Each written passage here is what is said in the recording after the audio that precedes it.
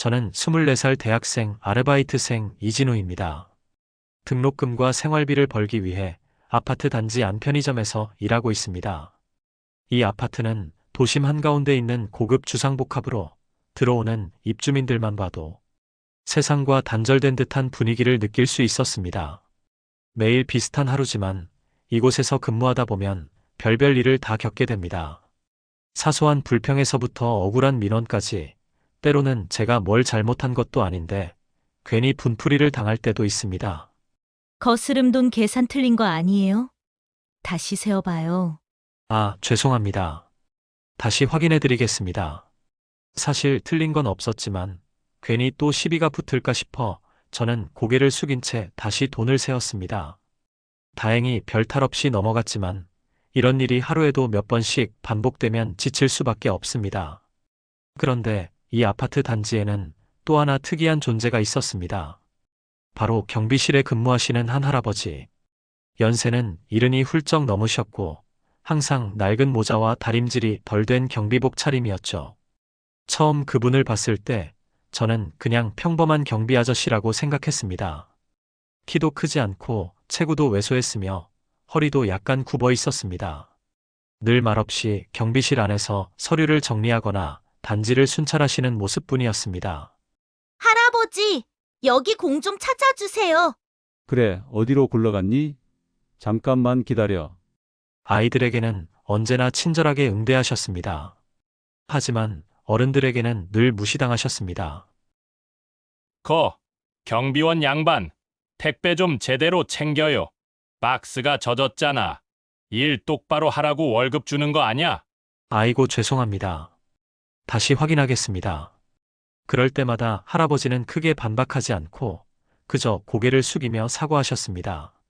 저 역시 속으로 좀 억울하지 않으실까 싶었지만 할아버지는 절대 화를 내는 법이 없었습니다. 그러던 어느 날이었습니다. 아파트 입주자 대표인 오 회장이 편의점으로 들어왔습니다.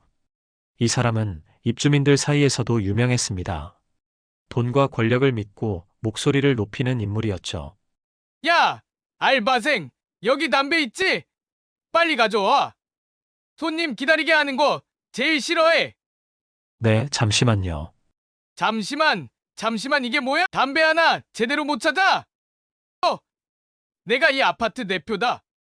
다음부터는 내가 오면 제일 먼저 챙겨야 할 게 뭔지 알아도. 네, 죄송합니다. 저는 억울했지만 꾹 참고 대답했습니다. 사실 저뿐만 아니라 아파트 경비 아저씨도 늘 이런 취급을 당하곤 했습니다. 야, 박경비, 거기서 뭐해? 입주민 차 들어오면 바로 인사 안 하고 뭐하냐? 내가 몇 번을 말해? 아이고, 죄송합니다. 앞으로는 더 신경 쓰겠습니다. 신경? 나 참. 인사 하나 제대로 못하나? 순간 제 속에서 화가 치밀었습니다. 아무리 그래도 사람 대접은 해야 하는 거 아닌가요? 하지만 저는 알바생 신분, 괜히 끼어들었다가 저까지 잘릴까봐 말없이 입술만 깨물었습니다. 그날 밤 편의점 근무를 마치고 집에 가려는데 경비실 불빛이 꺼지지 않은 것을 보았습니다. 문틈으로 비친 할아버지의 모습은 조금 달라 보였습니다. 작은 라디오를 켜두고 눈을 감은 채 조용히 손가락으로 책상을 두드리고 계셨습니다.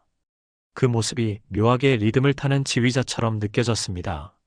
하지만 저는 피곤하셔서 습관적으로 두드리시는 거겠지라고만 생각하며 그냥 지나쳤습니다. 며칠 뒤 편의점 앞은 유난히 분주했습니다. 아파트 커뮤니티 센터에서 주민음악회가 열린다는 소식 때문이었습니다. 단순한 동네 행사라 생각했지만 입주자 대표인 오 회장은 이 행사를 자신의 업적으로 내세우려 했습니다. 이번 음악회는 우리 단지가 얼마나 품격 있는지 보여줄 기회야. 기자들도 몇 명 물을 거니까 실수 없도록 해. 저는 편의점에서 음료수를 납품하러 온 배달기사와 함께 물품을 정리하고 있었습니다. 그런데 멀리서 경비실 쪽에서 언성이 높아지는 소리가 들렸습니다. 야, 경비, 행사장 주변 청소는 했어? 여기 먼지 하나도 보이면 내 체면이 말이 아니라고. 네, 방금 마쳤습니다. 그래도 다시 한번 돌겠습니다. 당연히 다시 돌지. 이런 기본도 못 지키면 경비 자격이 있나? 저는 속으로 분통이 터졌습니다. 이미 반짝거릴 만큼 깨끗했는데도 괜히 흠을 잡는 것이 뻔히 보였기 때문입니다. 하지만 박 노인께서는 그저 묵묵히 쓰레받기를 들고 발걸음을 옮기셨습니다. 그날 저녁 저는 편의점 야간 근무를 마치고 나오다 오늘도 경비실에 불이 켜진 것을 보았습니다. 문틈으로 들려오는 작은 소리에 귀가 멈췄습니다. 낡은 라디오에서 클래식 음악이 흘러나오고 있었습니다. 박 노인께서는 조용히 눈을 감고 허공에 손을 들어 지휘하듯 움직이고 계셨습니다. 저는 그 모습이 이상하게도 낯설지 않았습니다. 단순히 음악을 즐기는 것이 아니라 정말 지휘를 하고 있는 듯한 손동작이었기 때문입니다. 하지만 설마 그럴 리가 있나 싶어 다시 발길을 돌렸습니다. 다음 날 오 회장이 편의점으로 찾아왔습니다. 그는 제게 다짜고짜 소리를 질렀습니다. 야! 알바생! 이번 음악회 VIP용 음료 주문했어? 사전에 보고가 없잖아. 아직 주문 요청을 못 받았는데요. 뭐, 내가 일일이 다 알려줘야 돼. 이런 거 미리 파악해서 준비하는 게 네 일 아니야? 저는 편의점 알바라서 행사 준비는 시끄러워. 입주민이 시키면 그냥 하는 거지. 괜히 또 달지 마. 저는 억울했지만 꾹 참았습니다. 그런데 마침 지나가던 할아버지가 제 옆을 스치며 조용히 말했습니다. 괜찮니? 괜히 말대꾸하면 더 커진다. 내가 대신 해줄 테니 걱정 마. 저는 그 순간 괜히 눈물이 핑 돌았습니다. 늘 자신이 억울한 일을 당하면서도 저까지 감싸주려는 그분의 마음이 느껴졌기 때문입니다. 하지만 오 회장은 그 모습을 보고 비웃듯 말했습니다. 알바생 하나 두고도 경비가 참견하네. 아저씨가 뭔데 대신 나서 그냥 아저씨 자리에서 잡일이나 잘해. 사람들이 있는 앞에서 망신을 당했지만 경비 할아버지는 아무 말 없이 고개를 숙였습니다. 그리고 다시 경비실로 돌아갔습니다. 며칠 후 드디어 음악회 날이 다가왔습니다. 주민들은 기대 반, 구경 반으로 모여들었고 행사장은 화려하게 꾸며졌습니다. 하지만 정작 무대에 서기로 한 아마추어 연주자들이 리허설에서 계속 실수를 하자 분위기가 불안해졌습니다. 그때 저는 무대 뒤에서 또 다른 장면을 목격했습니다. 오 회장이 할아버지를 붙잡고 있는 모습이었습니다. 여기 사람들 앞에선 절대 나서지 마. 내가 괜히 눈에 띄면 흉이 된다오. 알겠어? 내 꼴을 보면 다들 수준 떨어진다니까. 저는 그냥 뒤에서 조용히 서 있겠습니다. 그래, 그게 네 신세야. 괜히 잘난 척하지 말고 가만히 있어. 그 순간 제 속에서 뭔가가 끌어올랐습니다. 아무리 그래도 최소한의 존중은 있어야 하는 거 아닐까요? 하지만 오 회장 앞에서는 차마 소리칠 수 없었습니다. 저는 그저 이를 악물고 언젠가는 진실이 드러날 날이 있기를 바랐습니다. 음악회 당일 주민센터 강당은 사람들로 가득 찼습니다. 무대에는 화려한 꽃장식이 놓였고 입구에는 품격 있는 우리 아파트 제1회 주민음악회라는 현수막이 걸려 있었습니다. 모두가 들뜬 분위기였지만 저는 왠지 모를 불안감을 떨칠 수 없었습니다. 야, 저 스탠드 조명 왜 저래? 각도 맞추라니까. 무대 감독이 소리쳤습니다. 땀에 젖은 스태프들이 허둥지둥 뛰어다녔습니다. 그 와중에도 오 회장은 팔짱을 끼고 의자에 앉아 거만한 표정으로 행사를 지켜보고 있었습니다. 저는 음료를 나르며 무대 뒤를 오갔습니다. 그러다 한쪽 구석에서 의자를 정리하고 있는 박 노인의 모습을 보았습니다. 그는 여느 때와 다름없이 묵묵히 일을 하고 계셨습니다. 하지만 오늘따라 그 얼굴에는 어쩐지 더 깊은 주름이 드리워져 있었습니다. 경비 아저씨, 거기 말고 저쪽 정리 좀 해주세요. 네, 알겠습니다. 짧은 대답뿐 불평은 없었습니다. 그런데 곧이어 오 회장이 다가와 불쑥 말했습니다. 박씨, 오늘 같은 날 제발 나서지 좀 마. 그냥 뒤에서 그림자처럼 있어. 혹시라도 실수하면 내 체면이 땅에 떨어지는 거니까. 알겠습니다. 뒤에서 조용히 있겠습니다. 저는 멀리서 그 대화를 듣고 속이 부글부글 끓었습니다. 도대체 왜 저렇게까지 사람을 무시하는 걸까요? 하지만 할아버지는 끝까지 억울하다는 말 한마디 하지 않았습니다. 리허설이 시작됐습니다.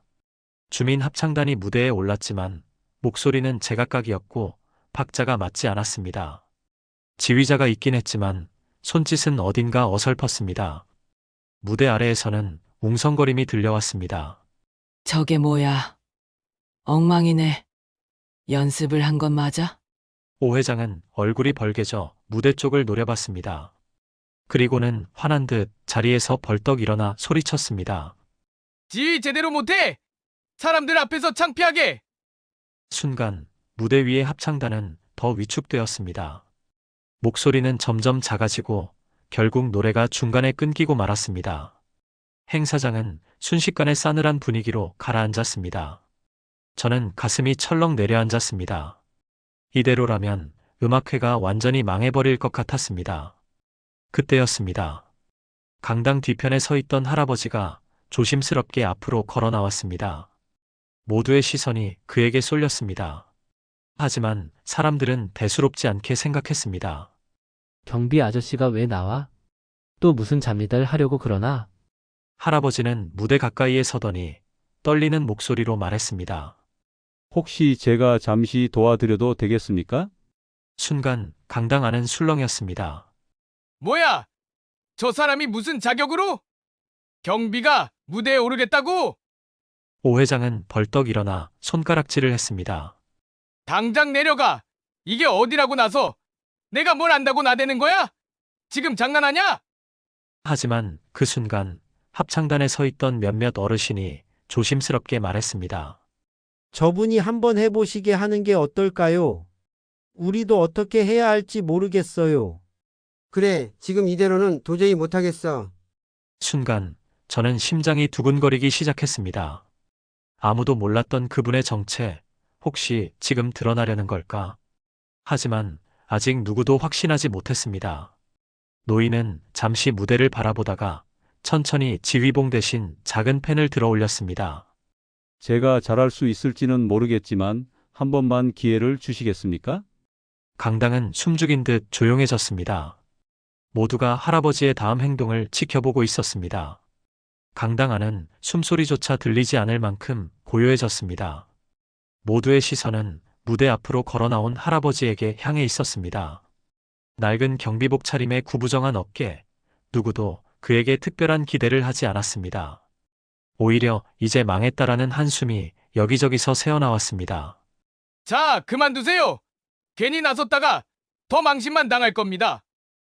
오 회장은 얼굴이 벌겋게 달아올라 고함을 질렀습니다. 하지만 할아버지는 그 소리에 귀 기울이지 않고 조용히 무대 중앙에 섰습니다. 여러분, 조금만 제게 맡겨주시겠습니까? 그 목소리는 낮았지만 단단했습니다. 합창단원들은 서로 눈치를 보다가 고개를 끄덕였습니다. 할아버지는 주머니에서 작은 펜을 꺼내 지휘봉처럼 쥐었습니다. 그리고 잠시 눈을 감았다가 천천히 손을 들었습니다. 순간 합창단원들의 어깨가 자연스레 펴졌습니다. 마치 오래된 습관처럼 할아버지의 손끝 움직임 하나에 모두의 시선이 집중되었습니다. 자, 다시 시작해 봅시다. 호흡부터 맞춥시다.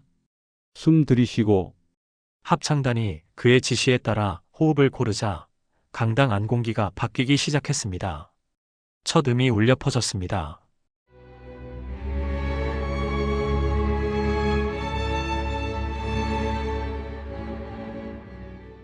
이번에는 달랐습니다. 박자도 음정도 어색하지 않았습니다. 할아버지의 손동작은 매끄럽고 자신감에 차 있었습니다. 저는 숨을 삼켰습니다.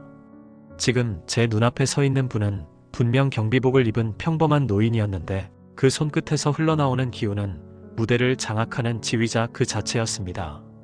더 크게, 그렇지. 이제 목소리를 모으세요. 서로의 소리를 들으면서. 합창단의 목소리가 점점 커지고 안정되자 객석에서도 놀란 웅성거림이 터져나왔습니다. 저게 뭐야? 갑자기 왜 이렇게 달라졌어? 경비 아저씨가 지휘를 왜 이렇게 잘해? 오 회장은 의자에 털썩 주저앉았습니다. 얼굴이 굳어 있었지만 아무 말도 할 수 없었습니다. 할아버지의 손이 위로 높이 올라갔다가 천천히 내려오자 합창단은 마침내 완벽하게 한 곡을 마무리했습니다. 순간 강당은 정적에 휩싸였습니다. 그리고 곧 우레와 같은 박수가 터져나왔습니다. 저 역시 두 손이 저절로 움직여 박수를 치고 있었습니다. 눈가가 뜨거워졌습니다. 지금 이 순간 누구도 할아버지를 단순한 경비원으로 보지 않았습니다. 그는 무대를 완벽히 지휘한 사람이었습니다. 강당 안은 아직도 박수 소리로 가득했습니다. 주민들의 표정은 놀라움과 감탄으로 물들어 있었습니다. 평범한 경비원이라 여겼던 할아버지가 무대를 완벽히 지휘했으니 당연했습니다. 저도 손바닥이 아플 정도로 박수를 멈출 수 없었습니다. 대단하다. 저분이 누구시길래 저렇게 하시는 거야? 아까까지만 해도 불안했는데 갑자기 공연장이 바뀌었어. 사람들의 목소리가 쏟아졌습니다. 하지만 한쪽 구석, 오 회장은 굳은 얼굴로 앉아 있었습니다. 그는 초라해 보일 정도로 의자를 움켜쥐고 있었습니다. 자신이 무시하던 사람이 모두의 박수를 받고 있었으니 도저히 받아들이기 힘든 듯 했습니다. 그런데 그 순간 무대 위에서 할아버지가 다시 손을 들었습니다.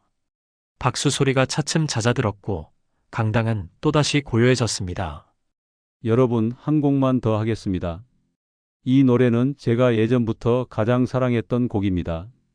그 목소리는 차분했지만 왠지 모르게 울림이 있었습니다. 합창단원들은 그의 지휘에 따라 다시 호흡을 고르기 시작했습니다. 그리고 두 번째 곡이 시작되자 강당 안은 더 큰 울림으로 가득 찼습니다. 첫 번째 곡보다 훨씬 깊고 웅장했습니다. 합창단원들도 놀란 듯 할아버지의 손끝을 따라가며 몰입했습니다. 그 순간만큼은 모두가 하나로 연결된 듯 보였습니다. 저는 속으로 중얼거렸습니다. 이건 단순한 지휘가 아니야. 오랫동안 몸에 밴 경험과 실력이 아니면 나올 수 없는 움직임이야. 곡이 끝나자 관객석은 기립박수로 가득 찼습니다. 누군가는 눈시울을 훔쳤고 또 누군가는 휴대폰을 꺼내 촬영을 했습니다. 그만큼 강렬한 순간이었습니다. 그러나 박수 소리에 묻혀 들리지 않았지만 오 회장의 목소리가 떨리며 흘러나왔습니다. 이게 어떻게 된 거야? 저 늙은이가 대체 누구야? 행사가 끝난 뒤에도 사람들은 할아버지 곁을 떠나지 않았습니다. 주민들은 차례로 다가와 악수를 청했고 칭찬을 아끼지 않았습니다.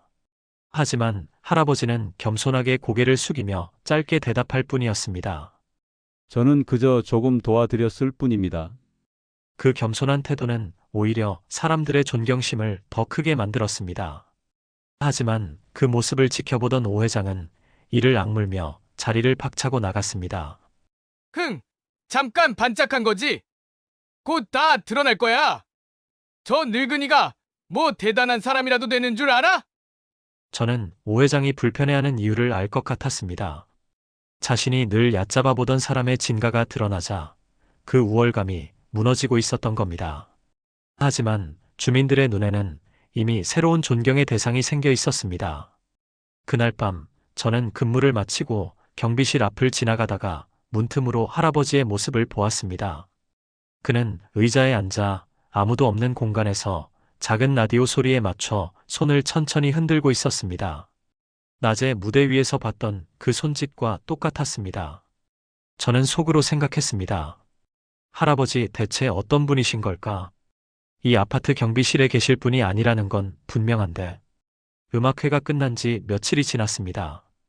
그런데도 주민들은 여전히 그날의 이야기를 나누고 있었습니다. 우리 단지에 그렇게 대단한 분이 계신 줄 몰랐어. 경비 아저씨라더니 그게 다가 아니었나 봐. 사람들의 호기심은 점점 커져갔습니다. 누구는 은퇴한 음악가일 거라 했고, 누구는 군악대 출신일 거라고 짐작했습니다. 하지만 정작 할아버지는 묵묵히 평소와 다름없는 모습으로 경비실에 앉아 계셨습니다. 저는 근무가 끝날 때마다 일부러 경비실 앞을 지났습니다. 그럴 때마다 라디오에서 흐르는 클래식 음악에 맞춰 손을 움직이는 할아버지의 모습을 보게 되었습니다. 그 동작은 여전히 정확했고 결코 우연이라 볼 수 없었습니다. 할아버지 정말 지휘자셨던 건가요? 저는 결국 조심스럽게 물었습니다. 그냥 음악을 좋아했을 뿐이야. 괜한 소문이야. 할아버지는 늘 그렇듯 짧게 대답했습니다. 그러나 그 눈빛 속에는 깊은 그림자가 드리워져 있었습니다. 그런데 문제는 오 회장이었습니다. 그는 음악회 이후 할아버지를 더욱 못마땅해 했습니다. 사람들의 관심이 자신이 아니라 할아버지에게 쏠렸기 때문입니다. 다들 착각하고 있어. 그 노인이 뭐 대단한 사람이라도 되는 줄 알아? 그냥 우연히 맞아떨어진 거지. 오 회장은 일부러 주민들 앞에서 그런 말을 내뱉었습니다. 하지만 사람들의 반응은 달랐습니다. 그래도 그날의 지휘는 아무나 할 수 있는 게 아니었어. 오히려 오 회장님보다 훨씬 품격 있어 보이던데요. 그 말에 오 회장의 얼굴은 굳었습니다. 그때부터 그는 할아버지를 깎아내리기 위해 더 노골적으로 구박하기 시작했습니다. 박씨, 이 화단 정리 왜 이렇게 엉망이야? 눈이 멀었어? 죄송합니다. 지금 다시 하겠습니다. 죄송합니다. 맨날 그 소리만 해. 나 같으면 벌써 관뒀겠다. 저는 옆에서 지켜보며 참을 수가 없었습니다. 하지만 할아버지는 끝내 대꾸하지 않았습니다. 그저 묵묵히 일을 이어가실 뿐이었습니다. 그러던 어느 날 주민회에서 다음 달에 열릴 지역 문화제 소식이 들려왔습니다. 음악회보다 훨씬 규모가 큰 행사였습니다. 오 회장은 이번에도 자신의 이름을 알릴 기회라며 들뜬 목소리로 말했습니다. 이번 문화제는 방송까지 나올 거야. 절대 실수하면 안 돼. 지난번처럼 괜히 나대는 사람 없도록 주의해. 그 말은 곧 할아버지를 향한 경고였습니다. 그러나 아이러니하게도 주민들 중 일부는 할아버지가 무대에 다시 서기를 바라고 있었습니다. 지난번처럼 멋진 지휘를 또 볼 수 있으면 좋겠다. 그분이 나서주셔야 행사가 제대로 될 것 같은데. 소문은 순식간에 퍼져나갔고 사람들은 점점 더 할아버지의 과거에 대해 궁금해했습니다. 하지만 할아버지는 여전히 입을 닫고 계셨습니다. 문화제가 다가올수록 아파트 단지는 들뜬 분위기였습니다. 주민들은 공연 준비로 분주했고 아이들은 연습 삼아 복도에서 노래를 부르곤 했습니다. 그런데 이상하게도 오 회장의 얼굴은 날이 갈수록 어두워졌습니다. 사람들의 관심이 자신이 아닌 할아버지에게 쏠리고 있다는 걸 견디지 못하는 듯 했습니다. 저 노인이 괜히 잘난 척하다 큰 망신이나 당했으면 좋겠어. 그는 측근들에게 중얼거리듯 말했습니다. 그리고는 곧 계획을 세우기 시작했습니다. 며칠 뒤 주민의 회의에서 오 회장이 일부러 목소리를 높였습니다. 지난번 음악회 때 경비가 지휘를 했다고들 하던데 그게 얼마나 위험한 일인지 아십니까? 전문 교육도 안 받은 사람이 무대에 올라간 겁니다. 혹시라도 사고가 났으면 누가 책임질 겁니까? 주민들은 술렁였지만 몇몇이 반박했습니다. 위험하다니요. 그날은 오히려 덕분에 공연이 잘 끝났잖아요. 사고라니 무슨 말씀이세요? 그분 아니었으면 행사가 엉망이 됐을 겁니다. 오 회장은 불쾌한 기색을 감추지 못했습니다. 그래도 앞으로는 이런 일 다시는 없어야 합니다. 경비는 경비답게, 청소는 청소답게, 공연 무대는 전문가에게 맡겨야죠. 그 말은 곧 할아버지를 못 나오게 막겠다는 선언과 같았습니다. 하지만 사람들의 마음은 이미 달라져 있었습니다. 주민 몇 명은 오히려 목소리를 높였습니다. 그럼 이번 문화제에서 공식 지휘자로 모시면 어떨까요? 맞아요. 지난번처럼 해주시면 더 멋질 것 같아요. 그 순간 오 회장의 얼굴은 창백해졌습니다. 그는 서둘러 말을 끊었습니다. 그건 안 됩니다. 절대 안 돼요. 그건 우리 단지의 품격에 맞지 않아요. 그 자리에 있던 할아버지는 아무 말 없이 고개를 숙이셨습니다. 그러나 저는 분명히 보았습니다. 할아버지의 두 손이 무릎 위에서 살짝 떨리고 있었다는 것을요. 며칠 뒤 이상한 소문이 돌기 시작했습니다. 그 경비 아저씨 사실 전과자래. 그래. 그래서 일부러 신분을 숨기고 일하는 거래. 순식간에 소문은 퍼졌습니다. 주민들 사이에서는 의심과 불신이 고개를 들었습니다. 그 출처는 말할 것도 없이 오 회장이었습니다. 저 노인이 뭘 숨기고 있는 건 확실해. 괜히 지휘한다고 나대는 게 아니지. 하지만 저는 믿을 수 없었습니다. 지난 시간 동안 제가 지켜본 할아버지는 누구보다 성실하고 따뜻한 분이었습니다. 소문 따위로 그분을 판단할 수는 없었습니다. 저는 용기를 내어 경비실 문을 두드렸습니다. 할아버지 바쁘신데 잠깐 이야기 좀 나눌 수 있을까요? 그는 조용히 미소를 지으며 자리를 내주셨습니다. 그리고 작은 목소리로 말씀하셨습니다. 괜찮다, 진우야. 사람들이 뭐라 하든 신경 쓰지 마라. 하지만 그의 눈빛은 어딘가 무겁고 슬펐습니다. 그 순간 저는 확신했습니다. 할아버지께는 분명 숨겨진 과거가 있다는 것을, 그리고 언젠가 반드시 그 진실이 드러나리라는 것을. 드디어 문화제 당일이 다가왔습니다. 강당보다 훨씬 큰 공연장이 준비되었고 방송 카메라까지 설치되어 있었습니다. 무대 뒤는 긴장감으로 가득했습니다. 아이들은 목소리를 풀며 연습했고 어르신들은 악보를 다시 확인하느라 분주했습니다. 그런데 공연 시작을 앞두고 다시 한번 불안한 기운이 돌았습니다. 원래 지휘를 맡기로 한 음악 강사가 갑자기 연락이 두절된 것입니다. 관계자는 당황한 얼굴로 무대 뒤를 오갔습니다. 지휘자가 안 오면 공연이 불가능합니다. 누가 대신할 수 없습니까? 순간 관객석에서 누군가 외쳤습니다. 지난번에 지휘해주신 경비 아저씨 계시잖아요. 맞아요. 그분이 하시면 돼요. 순식간에 웅성거림이 공연장을 채웠습니다. 사람들의 시선은 모두 한쪽 구석에 서 있던 할아버지에게 향했습니다. 그는 당황한 듯 고개를 저으며 손사래를 쳤습니다. 저는 아닙니다. 저는 그럴 자격이 없습니다. 그러자 오 회장이 벌떡 일어나 소리쳤습니다. 안 됩니다.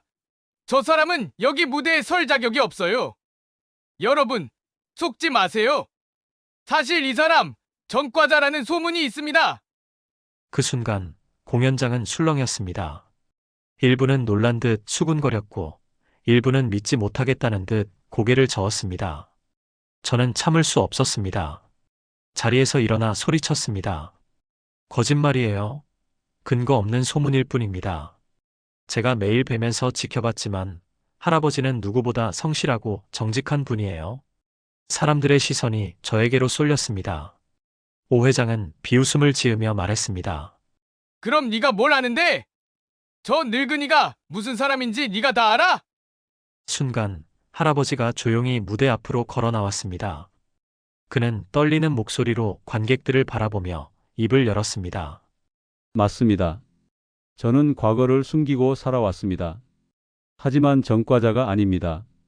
저는 한때 이 나라에서 지휘봉을 잡았던 사람이었습니다. 그 한마디에 공연장은 얼어붙은 듯 조용해졌습니다. 모두가 눈을 크게 뜨고 할아버지를 바라봤습니다. 젊은 시절 저는 교향악단을 지휘했습니다. 여러 나라 무대에 서기도 했습니다. 하지만 어느 순간 모든 걸 내려놓아야 했습니다. 제가 연주회를 마치고 귀가가 늦었던 날 묻지마 사건으로 저를 제외한 모든 가족이 한순간 생명을 잃었고 저는 가족을 지키지 못했다는 죄책감에 지휘봉을 내려놓았습니다. 범인도 잡지 못했고요. 가족을 잃고 음악도 잃고 결국 이곳까지 오게 된 겁니다. 할아버지는 잠시 눈을 감았다가 다시 떴습니다. 눈가에는 눈물이 맺혀 있었습니다. 저는 더 이상 누구 앞에서도 지휘하지 않으려 했습니다. 하지만 지난번 주민음악회에서 여러분이 제게 다시 기회를 주셨습니다. 저는 그 순간 오래 묻어둔 제 삶을 다시 마주하게 되었습니다. 사람들의 표정은 놀람에서 슬픔으로 바뀌고 있었습니다.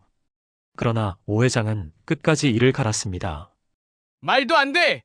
다 지어낸 얘기야! 증거라도 있습니까?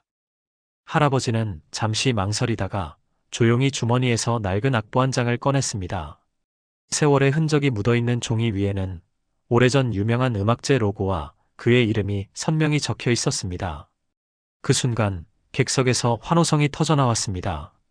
맞다. 나 그 이름 기억해. 그 시절 유명했던 지휘자였잖아. 정말 대단한 분이었어. 뉴스에서 사건도 봤었는데 그 후에 사라지셨어. 여기 계실 줄은 몰랐네. 오 회장은 얼굴이 하얗게 질리며 의자에 주저앉았습니다. 그의 거짓말과 헐뜯기가 완전히 무너진 순간이었습니다. 공연장은 여전히 술렁거렸습니다. 하지만 이제는 오 회장의 목소리에 귀 기울이는 사람은 아무도 없었습니다. 모두의 시선은 무대 중앙에 선 할아버지에게 향해 있었습니다. 그분은 낡은 악보를 손에 쥔 채 조용히 고개를 숙이고 있었습니다. 저는 다시는 무대에 서지 않으려 했습니다.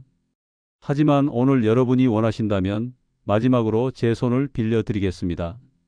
순간 객석에서 큰 박수가 터져 나왔습니다.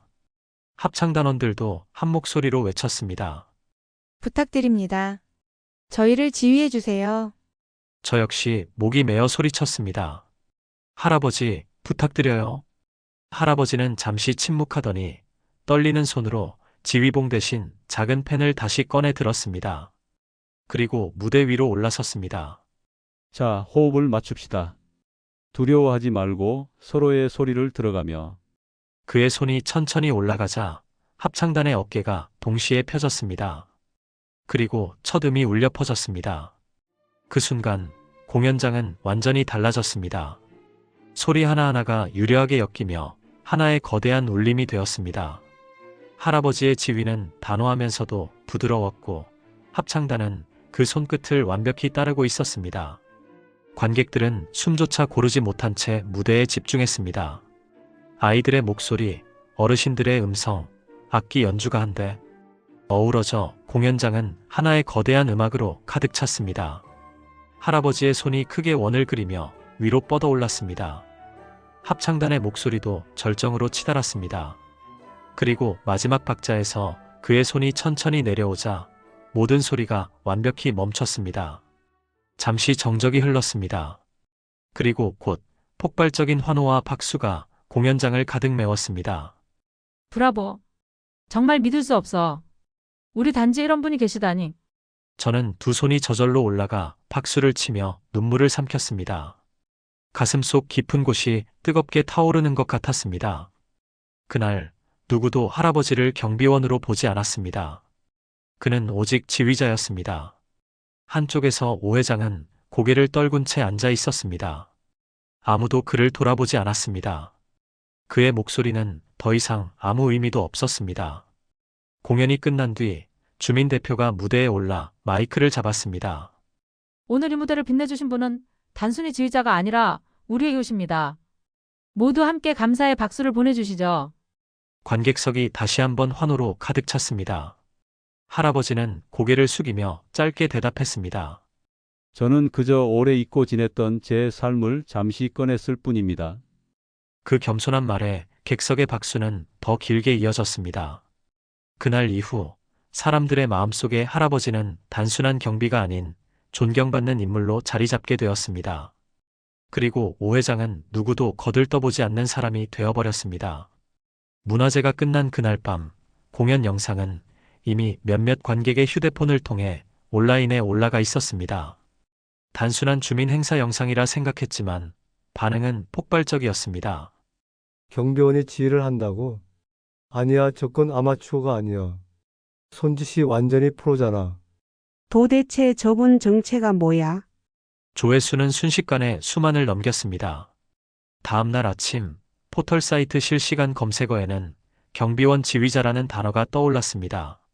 할아버지는 여느 때처럼 경비실에 앉아 있었습니다. 그러나 창밖에는 낯선 사람들이 몰려들었습니다. 기자들이었고 방송사 카메라까지 들어왔습니다. 선생님, 온라인에서 화제가 되고 계십니다.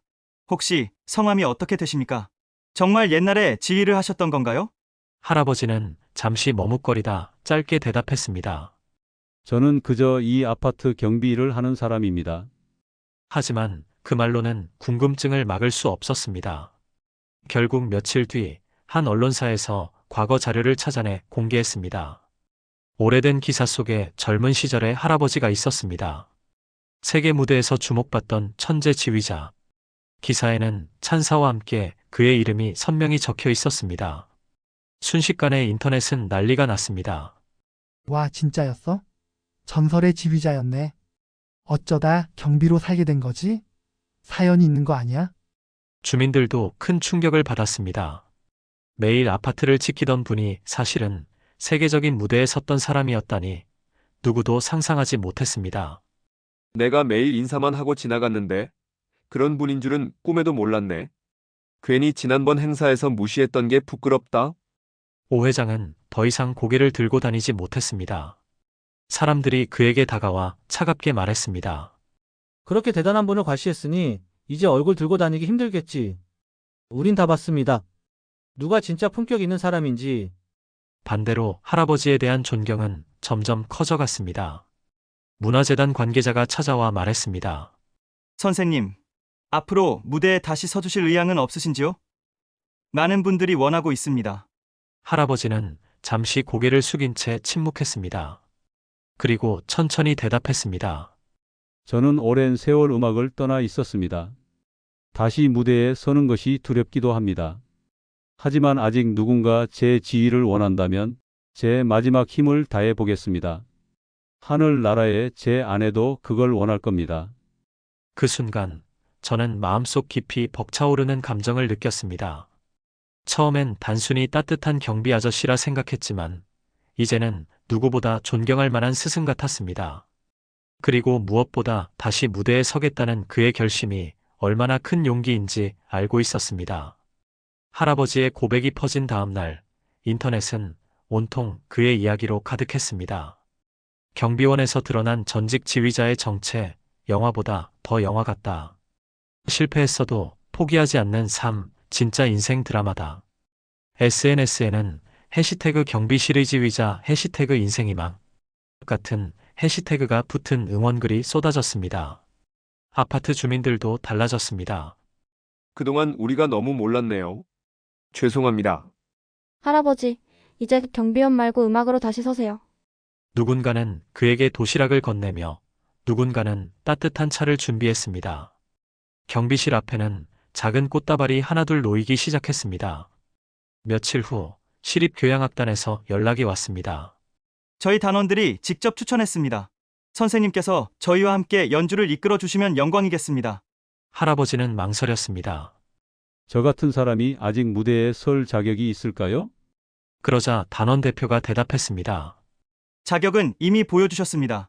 그날 문화제에서, 그리고 사람들에게 희망을 주신 지금 모습에서요. 저는 할아버지를 가까이서 보며 느꼈습니다.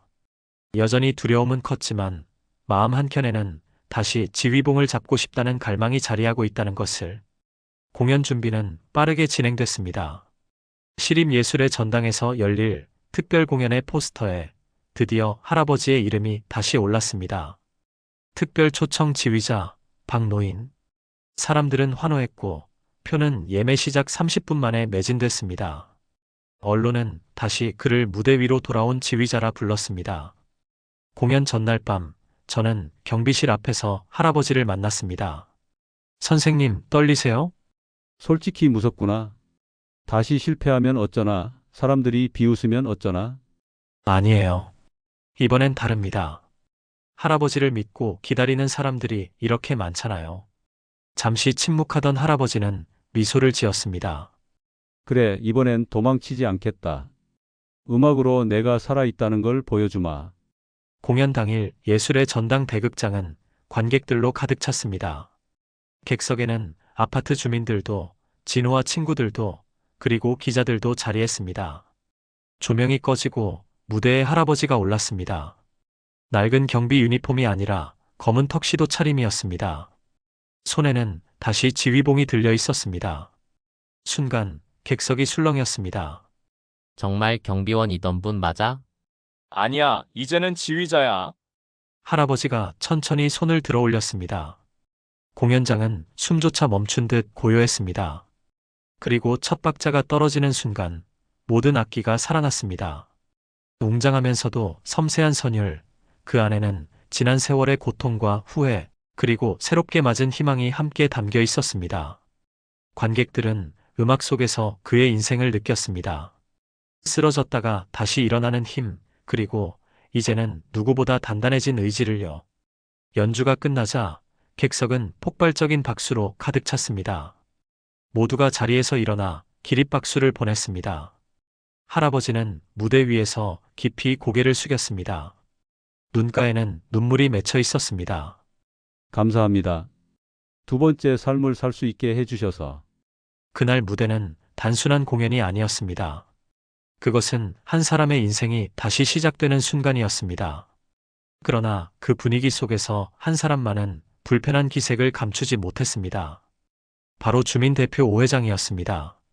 그는 억지로 웃으며 말했습니다. 뭐, 다들 흥분한 모양이군. 하지만 어디까지나 잠깐의 해프닝일 뿐이지. 청소부 출신이든 경비든 음악 하나 한다고 뭐가 달라지겠소? 주민들은 웅성거리기 시작했습니다. 누군가는 고개를 저었고 누군가는 조용히 오 회장을 노려봤습니다. 그때 앞줄에 앉아있던 젊은 남자가 일어났습니다. 며칠 전부터 아파트에 들어와 있던 검사였습니다.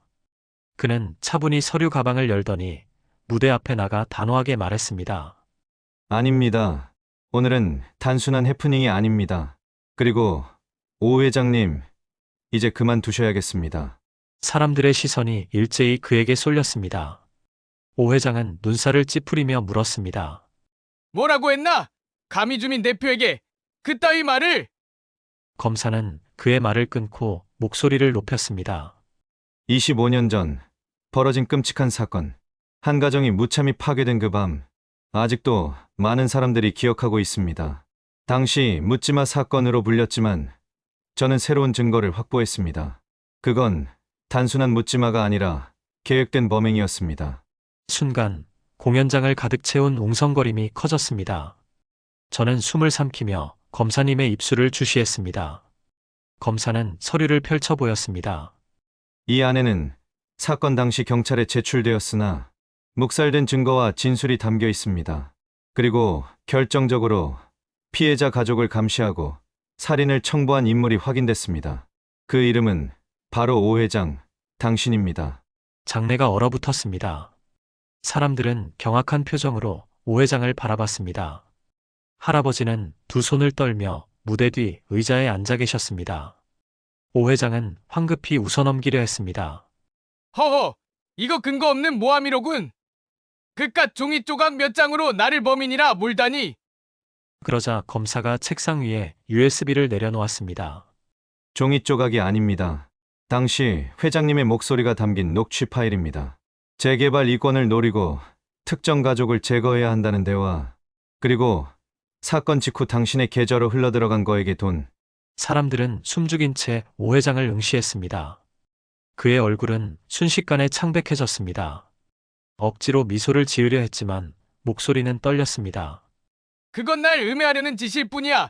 난 몰라 난. 그 순간 저는 느꼈습니다. 그날의 공연은 단순한 음악회가 아니었습니다. 그것은 진실을 드러내는 무대였고 오랫동안 어둠 속에 묻혀있던 범죄가 드디어 세상 앞에 드러나는 순간이었습니다. 공연장의 공기는 얼어붙었습니다. 사람들은 서로를 바라보며 충격을 감추지 못했습니다. 그동안 아파트의 대표로 권력자처럼 군림해왔던 오 회장이 바로 그 사건의 배후였다는 사실이 드러났기 때문입니다. 오 회장은 자리를 박차고 일어나 소리쳤습니다. 이건 조작이야. 내가 그럴 리가 없잖아. 내가 어떤 사람인데? 그러나 주민들의 눈빛은 이미 달라져 있었습니다. 아니었구나. 우리가 그동안 속았던 거야. 저 사람이 우리를 대표한다고? 부끄럽다. 25년 전 사건이 결국 저 인간 짓이었어.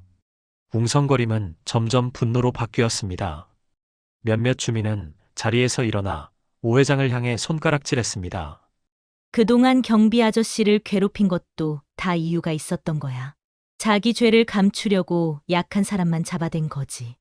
오 회장은 안색이 하얗게 질리며 뒷걸음질 쳤습니다. 아니야. 그럴 리 없어. 난 그냥. 그때 검사였던 젊은 남자가 단호히 말했습니다. 오 회장, 이미 검찰은 영장을 청구했습니다. 증거와 증언은 충분합니다. 이제는 법정에서 대답하셔야 할 겁니다. 경비 할아버지는 무대 뒤에서 이 광경을 조용히 바라보고 계셨습니다. 얼굴에는 긴 세월 눌러왔던 슬픔과 분노가 스쳐갔습니다. 한 주민이 할아버지 쪽을 돌아보며 외쳤습니다. 할아버지, 그동안 얼마나 힘드셨겠습니까? 이제야 진실이 밝혀졌네요. 다른 주민도 목소리를 높였습니다. 그런데도 묵묵히 우리 아파트를 지켜주셨다니 우리가 너무 몰랐습니다. 주민들의 시선은 이제 할아버지를 향했습니다. 어제까지만 해도 하찮게 여기던 그분이 이제는 모두의 존경을 받는 존재로 바뀌고 있었습니다. 오 회장은 끝내 발버둥쳤습니다. 날 이렇게 무너뜨릴 순 없어. 나한테 힘이 어떤데? 하지만 그의 목소리는 이미 힘을 잃은 메아리처럼 허공에 흩어졌습니다. 경비들이 다가와 그를 제지했고 주민들은 냉담한 시선으로 그를 바라봤습니다. 그날 밤 오 회장은 결국 연행되었습니다. 25년 동안 어둠 속에 묻혀있던 죄가 드러난 순간이었습니다. 주민들은 박수를 치며 환호하지 않았습니다. 대신 모두 조용히 고개를 숙였습니다. 오랫동안 잊혀있던 희생자들에게 경의를 표하는 듯 했습니다. 오 회장이 연행된 후 공연장은 고요했습니다. 사람들은 방금 벌어진 일을 믿기 힘들다는 듯 서로를 바라보았습니다. 그러나 그 고요함은 오래가지 않았습니다. 주민들 하나둘이 무대 위로 시선을 돌렸습니다. 그곳에는 여전히 경비 할아버지가 서 계셨습니다. 한 아주머니가 조심스럽게 손을 들며 말했습니다. 할아버지, 지금까지 어떻게 버티셨습니까? 저희는 아무것도 몰랐습니다. 다른 주민이 목소리를 보탰습니다. 그런 일이 있었다면 저희가 더 일찍 알아채고 도와드렸어야 했는데. 할아버지는 잠시 눈을 감으셨다가 천천히 입을 여셨습니다. 목소리는 낮았지만 또렷했습니다. 25년 전 나는 모든 걸 잃었습니다. 가족도, 음악도, 그리고 삶의 의미도. 그날 이후 나는 세상 앞에 설 자신이 없었지요. 그래서 여기 아파트 경비원으로 숨어들었습니다. 단순히 돈이 필요해서가 아니라 그냥 사람들 틈에서 조용히 살고 싶어서였습니다. 사람들은 숨을 죽인 채 그의 말을 들었습니다. 하지만 여러분이 저를 무시할 때에도 저는 화낼 수가 없었습니다. 내가 너무 많은 걸 잃고 또 지키지 못했기 때문입니다. 그저 묵묵히 일하는 것이 내 벌이라고 생각했으니까요. 순간 앞줄에 앉아있던 한 중년 남성이 자리에서 일어나 고개를 숙였습니다. 할아버지, 이제 그만 혼자 짊어지셔도 됩니다. 당신이 죄인이 아니라는 걸 오늘 모두가 알게 됐습니다. 다른 주민들도 연이어 일어나 말했습니다. 저희가 잘못했습니다. 그동안 몰라 배웠습니다. 앞으로는 우리가 함께 지켜드리겠습니다. 그 장면을 보는 순간 제 눈가도 뜨거워졌습니다. 어제까지만 해도 구석진 경비실에서 홀로 밥을 드시던 그분이 이제는 주민 모두에게 존경과 사과를 받는 모습이었으니까요. 할아버지는 미소를 지으셨습니다. 그러나 그 미소 속에는 긴 세월의 고통이 여전히 묻어 있었습니다. 고맙습니다. 하지만 이제라도 진실이 드러났으니 그것만으로 충분합니다. 나는 더 이상 숨어 살지 않겠습니다. 주민들 사이에서 박수가 터져나왔습니다. 이번에는 공연의 여운이 아니라 한 사람의 삶과 용기에 보내는 진심 어린 박수였습니다. 그날 할아버지는 처음으로 고개를 곧게 들고 무대를 내려오셨습니다. 그 모습은 단순히 한 경비원의 걸음이 아니었습니다. 다시 삶을 시작하는 지휘자의 발걸음이었습니다. 며칠 뒤 아파트 주민들은 작은 음악회를 준비했습니다. 거창한 행사는 아니었지만 모두가 마음을 모아 만든 자리였습니다. 한때는 오 회장의 그늘 아래 움츠러들었던 사람들이 이제는 서로를 바라보며 웃고 있었습니다. 무대 중앙에는 오래된 지휘대가 놓여 있었습니다.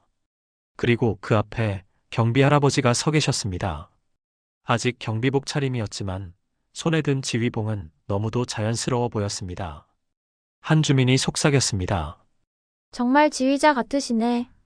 다른 주민이 대답했습니다. 아니야.